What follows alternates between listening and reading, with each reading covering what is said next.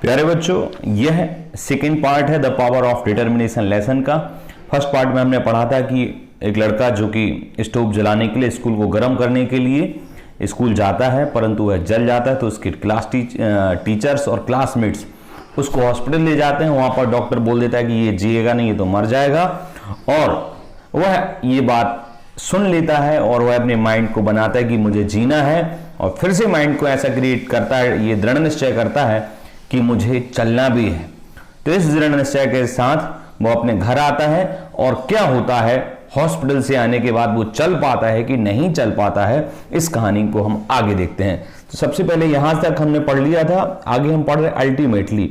Ultimately से क्या मतलब है? अल्टीमेटली से मतलब अंततः।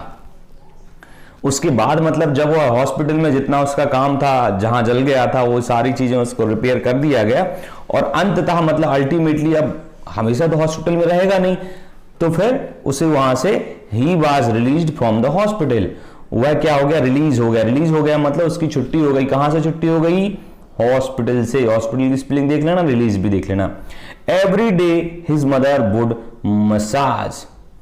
एवरी डे मतलब प्रतिदिन, हमें सभी दिनों, जो आने वाले दिन थे उन सभी दिनों में हिज मदर मतलब उसकी माता, किसकी? उस लड़के की माता क्या करती? Would massage his little legs.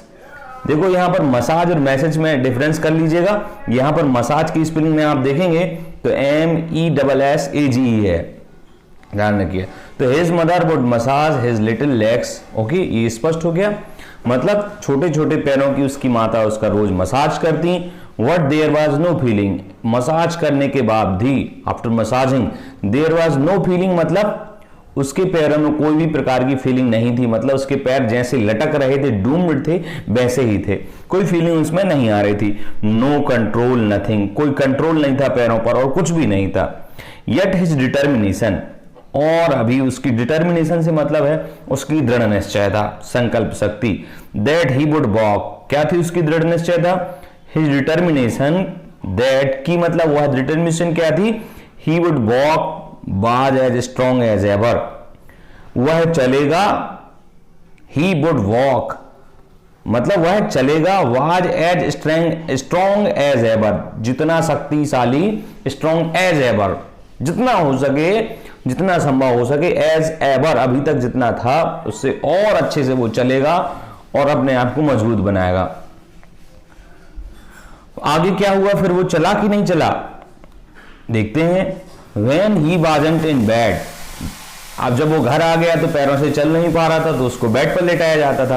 परंतु when he wasn't in bed मतलब जब वह बेड पर नहीं होता था, तो कहां होता था? He was confined to a wheelchair. He was confined मतलब जैसे हम कुर्सी पर बैठे, चेयर पर बैठे, तो हम खुद स्वयं से बैठते हैं, पर यहाँ कन्फाइंड मतलब वो व्यक्ति जो बैठ ना सके स्वयं से, उसको बिठाया जाए या फिक्स किया जाए, तो वहां कन्फाइंड आता है। He was confined, वह फिक्स था या कन्फाइंड था, टू अ व्हील चेयर, कहां पर? एक व्हील चेयर में वह बैठा था। One sunny day, one sunny day, sunny day से मतलब क्या है? सनी से मतलब एक तरह से धूप वाला दिन। सनी यहां पर सन से सनी बना, और सनी यहां पर एडजेक्टिव है, किसका? डे का। डे का विशेषण है क्या? सनी। सनी मतलब रोशनी वाला, प्रकाश वाला या धूप वाला दिन। His mother wheeled him out into the yard. उसकी माता wheeled मतलब वैसे तो wheel मतलब चका होता है ना, और आपने व्हील साबुन में चका बना भी देखा, तो wheeled, यहाँ व्हील चका भी और व्हील वर्ब के रूप में भी काम करती है। तो wheeled मतलब ले गई, his mother wheeled चला के ले गई, him मतलब उस बालक को, out मतलब बाहर, कहां बाहर? into the yard मतलब जो यार्ड बना था एक तरह से घर के बाहर, जो बारंडा सा है, मैदान सा, उसमें वो ले गई। To get some fresh air, किस लिए ले गई?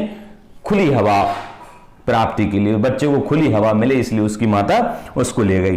दिस डे, इस दिन, इंस्टेड ऑफ सिटिंग देयर, अब जब और भी दिन वो गया था बाहर, पर इस दिन उसने instead of sitting there, instead मतलब बदले में, ऑफ किसके बदले में? ऑफ सिटिंग देयर, उस चेयर पर बैठने के बदले में उसने क्या किया? He threw himself from the chair, उसने अपने आप को, ही थ्रू, उसने, थ्रो मतलब फेंकना होता है, जैसे आपने क्रिकेट में सुना होगा थ्रो करना, तो थ्रो से ही बना थ्रू मतलब सेकंड फॉर्म है। ही थ्रू मतलब उसने स्वयं को फेंका, या एक तरह से अलग किया। स्वयं को फेंकने से मतलब एक झटके से स्वयं को अलग किया। हिमसेल्फ मतलब स्वयं को, फ्रॉम द चेयर, चेयर से स्वयं को फेंका मतलब चेयर से खुद को अलग किया। He pulled himself across the grass, और उसने अपने आप को खींचा। He pulled मतलब उसने खींचा, himself मतलब स्वयं को, across the grass घास की ओर, और dragging his leg behind him, और जब वो खींच रहा था स्वयं को तो dragging मतलब खिसकाते हुए, किसको? his legs behind him, उसके पैरों को खिसकाते हुए। एक्चुअल में वो खिसक किस से रहा है? हाथों के दम पर। नॉर्मली पैरों की ताकत भी लगती है, पर यहां पर पैरों की बिल्कुल ताकत नहीं लग रही थी। His legs behind him, उसके पैर उसके पीछे थे, वो की ड्रैगिंग मतलब खिसक रहे थे, उनसे कोई भी अभी भी मोटर मतलब उसमें कोई भी गति नहीं थी, पैरों में कोई भी कॉन्शियसनेस नहीं थी। तो इतना हो गया। अब आगे क्या हुआ ये देख रहे हैं हम लोग। He worked his way to the white picket। अब जब वह कुर्सी से नीचे आ गया, घास पे आ गया, तो कैसे चले? वहां पर भी तो उसको कुछ ना कुछ सपोर्ट चाहिए। तो he worked his way, उसने अपने हिसाब से कार्य किया। To the white picket fence, to the white picket fence, वह व्हाइट पिकेट फेंस तक पहुंचा, और पिकेट फेंस बॉर्डरिंग अपने तरीके से। ही वर्कड हिज वे मतलब उसने अपने तरीके से काम किया। To the white picket fence bordering, white मतलब सफेद, पिकेट मतलब एक खंबे होते हैं जो बॉर्डर में लगे होते हैं। आपने कभी देखा होगा खेत में या बारी में तार बांधने के लिए खंबे गाड़ते हैं, वही कहलाते हैं पिकेट, ठीक है ना। तो पिकेट फेंस मतलब पिकेट वाली फेंस मतलब बाड़ी, वही जो जानवरों की सुरक्षा के लिए बनाते हैं। तो व्हाइट पिकेट फेंस आप चित्र में भी देख सकते हैं। बॉर्डरिंग देयर अलॉट, जो उसके यार्ड में बहुत ज्यादा बॉर्डर के रूप में व्हाइट पिकेट लगी थी, मतलब ऐसे लगी हुई थी, उसकी सहायता से he worked his way to the white picket, उसने अपने तरीके से कहां तक पहुंच गया? अब वो व्हाइट पिकेट फेंस बॉर्डरिंग तक पहुंच गया, जो वहां पर बहुत ज्यादा बॉर्डर थी। तो कुर्सी से उठा और वो वहां कहां तक पहुंच गया? White picket bordering, fence bordering their lord, जहां पर वो बहुत ज्यादा थी वहां तक वो पहुंच गया खिसक के। विद देयर ग्रेट एफर्ट्स, और उसके ग्रेट मतलब बहुत अच्छे, ग्रेट से मतलब महान है, पर यहां पर ग्रेट एफर्ट्स मतलब बहुत अच्छे प्रयासों से। ही रेज्ड हिमसेल्फ, उसने स्वयं को रेज किया, उठाया मतलब स्वयं को, हिमसेल्फ मतलब स्वयं को, अप मतलब ऊपर, ऑन द फेंस उस फेंस के ऊपर मतलब जो बाड़ी बनी उसको पकड़ के उसने स्वयं को उठाया। और फिर क्या किया? देन स्टैक बाय स्टैक, और देन स्टैक बाय स्टैक, और stack by stack he began dragging himself, उसने ही बिगेन मतलब प्रारंभ किया, ड्रैगिंग मतलब खिसकाना, हिमसेल्फ मतलब स्वयं को। उस लड़के ने स्टैक बाय स्टैक स्वयं को खिसकाना प्रारंभ कर दिया। एक्चुअल में पिकेट और स्टैक में ज्यादा खास अंतर नहीं है। स्टैक नॉर्मली सामान्य रूप से कहलाया जो लकड़ी के एक कोने में क्या हो, इस तरीके से पॉइंट हो जो जमीन में अगर हम लगाएं उसको तो उसमें धंस जाए। पिकेट का भी यही मीनिंग होता है, आपको अभी मैं दिखाऊंगा बुक में और क्या दिया है। तो स्टैक बाय स्टैक मतलब उस एक खंबे के बाद दूसरे खंबे को उसने पकड़कर, स्टैक बाय स्टैक मतलब एक के बाद एक खंबे को पकड़कर, ही बिगेन ड्रैगिंग हिमसेल्फ, उसने प्रारंभ किया स्वयं को खिसकाना। आगे क्या हुआ इसमें ये भी हम देखते हैं। आगे देख रहे हैं इस कहानी में, अलोंग द फेंस क्या हो रहा है भाई? अलोंग द फेंस मतलब उस फेंस से मतलब वही बाड़ी जो थी उसकी मैर टाइप से जो बना देते खंभा बना के सुरक्षा के लिए, उसके साथ उसकी सहायता से resolve that he would walk, उसने ये समाधान किया फिर से कि ही वुड वॉक, वह चलेगा, मतलब अपनी दम पर चलेगा। उसने ये मेंटेलिटी बनाई, पहले भी बनाई और उसने फिर से यही सोचा। ही स्टार्टेड, अब उसने क्या किया? He started to do every day until he bore a smooth with. He started, ये लिखा हुआ he started to do it every day, तो यह उसने रोज खिसकना, जो स्टैक बाय स्टैक खिसकना था व्हाइट पैकेट तक पहुंचकर, यह उसने रोज ऐसा स्टार्ट कर दिया। He bore a smooth with all around his yard beside, he bore a smooth path all around the yard, उसने एक तरह से बोर, एक वर्ब है वियर से बनी मतलब पहनना है, यहां पर बोर मतलब घिसना भी होता है, उसने ही बोर अ स्मूथ पाथ, उसने एक स्मूथ मतलब चिकने रास्ते को ऑल अराउंड द यार्ड, जो उसके यार्ड में चारों तरफ था, उसको क्या कर दिया, ही बोर उसने घिस दिया स्मूथ पाथ, एक चिकने रास्ते को all around the yard beside, मतलब यार्ड जो एक तरह से वो उनका बारंड था, उसके चारों तरफ जो क्या थी, फेंस थी, फेंस मतलब बाड़ी थी, उसके चारों तरफ उसने क्या कर दिया, बोर कर दिया, एक तरह से घिस्सा दिया, उसके चलने से घिस गया क्योंकि उसके पैर खिसक रहे थे ना।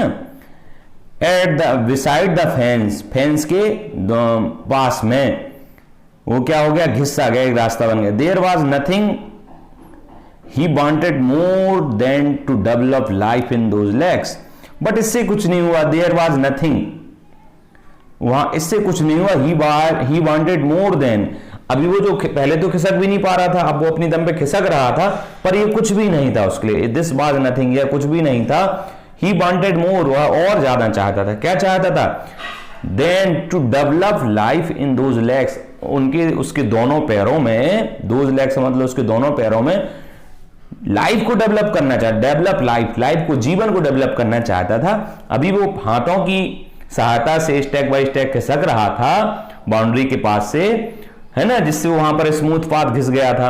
अब वो क्या चाह रहा था, और लाइफ चाह रहा था कि मैं अभी हाथों की दम से खिसक रहा हूं, पैरों के दम से भी खिसकूं। तो देखते हैं आगे क्या होता है, फिर आगे देखते हैं। अल्टीमेटली, और अंत में फिर से अल्टीमेटली आ गया, through his daily massage, daily massage के द्वारा, डेली मसाज के माध्यम से, his iron persistence, his iron persistent and his resolute determination, his iron persistent, iron का मतलब तो लोहा होता है, यहां आयरन एक तरह से एज एडजेक्टिव काम करता है, वो परसिस्टेंट से मतलब है दृढ़ता, किसी काम को करने के लिए बार बार कोशिश करना कहलाती है परसिस्टेंस। मतलब आप किसी काम को इजीली नहीं कर पा रहे हैं तो कुछ लोग हार मान जाते हैं ना, परंतु कुछ लोग हार नहीं मानते और हमेशा कोशिश करते रहते हैं, वही कोशिश करना कहलाता है परसिस्टेंस। और उसका आयरन आगे लगा दिया, मतलब हिज आयरन परसिस्टेंस मतलब लगातार किसी काम को करना, हमेशा कोशिश करते रहना। तो his iron persistent and his resolute determination, resolute मतलब दृढ़ निश्चय, डिटर्मिनेशन मतलब वही दृढ़ संकल्प, मतलब दृढ़ संकल्प, उसका रिसोल्यूट डिटर्मिनेशन, डिटर्मिनेशन मतलब एक तरह से संकल्प शक्ति, दृढ़ निश्चयता। डिटर्मिनेशन का मतलब निश्चयता और रिसोल्यूट मतलब दृढ़। दृढ़ यहां पर एक एडजेक्टिव के रूप में काम कर रहा है, सॉरी रिसोल्यूट यहां पर एडजेक्टिव है, किसका, डिटर्मिनेशन का, क्योंकि डिटर्मिनेशन नाउन है। तो कैसी डिटर्मिनेशन, रिसोल्यूट डिटर्मिनेशन। तो उसकी iron persistence and his resolute determination, दृढ़ संकल्प शक्ति, ये हुआ। He developed the ability to stand up, उसने अपनी आयरन परसिस्टेंट मतलब किसी काम को लगातार करने की कोशिश और रिसोल्यूट डिटर्मिनेशन और दृढ़ निश्चय या दृढ़ संकल्प शक्ति के द्वारा ही डिड डेवलप, उसने डेवलप किया, ही डिड यहां एम्फोज कर रहे हैं, उसने निश्चय करके पक्के रूप से डेवलप किया। क्या डेवलप किया, विकसित किया। क्या विकसित किया, द एबिलिटी, एक योग्यता, किस चीज की योग्यता, टू स्टैंड अप, खड़े होने की। अभी तो वो खड़ा नहीं होने पा रहा था ना, तो उसने खड़े होने की योग्यता को विकसित किया रोज की प्रैक्टिस से। देन टू वॉक, और फिर उसने चलना भी शुरू किया, हल्टिंगली। पर कैसा चलना शुरू किया, हल्टिंगली, रुक रुक करके। हल्टिंग आपने सुना होगा, बसों की हल्टिंग, बसेस की हल्टिंग होती है, रुक के, यहां हल्टिंग वहां हल्टिंग, दो ही हल्टिंगली यहां पर एडजेक्टिव आ गया, वॉक हल्टिंगली एडवर्ब। तो रुक रुक करके उसने चलना शुरू किया। देन टू वॉक, पहले उसने रुक रुक करके चलना शुरू किया, फिर बिना रुके then to walk by himself, अभी वो रुक रुक करके सहायता से चल रहा था, फिर वॉक बाय हिमसेल्फ, अब स्वयं के द्वारा चलना शुरू कर दिया बिना किसी की सहायता से। देन टू रन, और फिर बाद में क्या शुरू कर दिया, उसने दौड़ना भी शुरू कर दिया। मतलब पहले खिसका, पहले व्हील चेयर पे, फिर खिसकना, फिर खिसकने के बाद कैसा खिसका, स्टेक बाय स्टेक, इसकी सहायता से खिसका फेंस के चारों तरफ, फिर धीरे धीरे उसने खड़ा होना सीखा, फिर थोड़ा रुक रुक के चलना सीखा सहायता से, फिर बिना किसी की सहायता से स्वयं चलना सीखा, और देन टू रन, यही लाइन का अर्थ है कि देन टू रन, फिर दौड़ना भी उसने सीख लिया, दौड़ने लगा। He began to walk to school, अब वह उसने शुरू कर दिया, क्या शुरू कर दिया? To walk to school, school जाना उसने शुरू कर दिया। वॉक मतलब चल करके। Then to run to school, और फिर स्कूल जाना शुरू कैसे किया? रन मतलब दौड़ते हुए स्कूल जाने लगा। Run for the Seer Joy, और अब वो ऐसे दौड़ने लगा for the Seer Joy. Seer Joy का मतलब ऐसे होता है जब आपको दौड़ने में आनंद आए, हाथ फैलाकर हवा का आनंद लेते हुए आप दौड़ते हैं तो वो कहलाता सीर जॉय। तो उसने सीर जॉइंग मतलब दौड़ने को आनंद लेना भी उसने शुरू कर दिया। Later in college he made the track team, और बाद में इन कॉलेज में ही मेड उसने बनाई द ट्रैक टीम, तो वही दौड़ने वाली टीम बनाई, ट्रैक है ना, ट्रैक टीम उसने बना ली। और फिर क्या हुआ? स्टिल लेटर इन मेडिसन स्क्वायर गार्डन, और बाद में स्टिल लेटर बाद में मेडिसन स्क्वायर गार्डन एक स्थान का नाम है। दिस यंग मैन मतलब कौन? वही आदमी जो छोटा बच्चा था और जल गया था। This young man who was not expected to survive, who was not expected जिसकी आशा नहीं की गई थी, टू सर्वाइव जीने की भी जिसकी आशा नहीं थी, who would surely never walk, और ये आशा थी कि वो कभी चल नहीं पाएगा, he would surely never walk, यही थी ना, डॉक्टर ने कहा था वह कभी चल नहीं पाएगा, ऐसा उसके बारे में कहा गया था। Who could never hope to run, जो कभी आशा भी नहीं करे, who could never hope to run, जो कभी दौड़ने की आशा नहीं कर सकता था। हु कुड मतलब सकता, नेवर मतलब कभी नहीं, होप मतलब आशा, टू रन मतलब दौड़ने की, तो जो कभी दौड़ने की आशा नहीं कर सकता था। ही डिटरमाइंड उसने दृढ़ निश्चय किया, यहां पर डिटरमाइंड अब यहां पर वर्ब है ये, he this determined young man, sorry यहां पर वर्ब के रूप एडजेक्टिव ही आ रहा है, डिटरमाइंड यंग मैन, दो डिटर्मिनेशन एडजेक्टिव होगा किसकी? मैन के। दिस डिटरमाइंड और यंग मतलब दृढ़ निश्चय करने वाला युवा आदमी, तो मैन के दो एडजेक्टिव हो गए। डिटरमाइंड दृढ़ निश्चय करने वाला यह जवान आदमी कौन था? डॉक्टर ग्लेन कनिंघम, इनका नाम था doctor Glenn Cunningham. Ran the world's fastest mile, दौड़े and the world's fastest mile, दुनिया के सबसे तेज दौड़ने वाले, फास्टेस्ट माइल, माइल मतलब यहां मील है, ये एक फ्रेज के रूप में उन्होंने बना दिया कि दुनिया में सबसे तेजी से दौड़ने वाले मील के रूप में। कौन बने वो? Doctor Glenn Cunningham. और वहां पर उन्होंने कहां पर दौड़ा? मेडिसन स्क्वायर गार्डन में उन्होंने दौड़ा। एक छोटे बच्चे की कहानी थी जो दुनिया का सबसे तेज दौड़ने वाला व्यक्ति बना, डॉक्टर ग्लेन कनिंघम।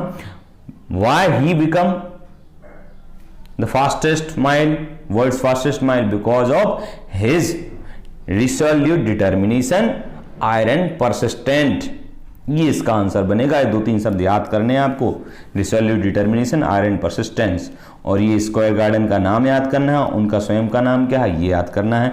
अब इसके क्वेश्चन हम अगले वीडियो में देखेंगे। आज के लिए धन्यवाद।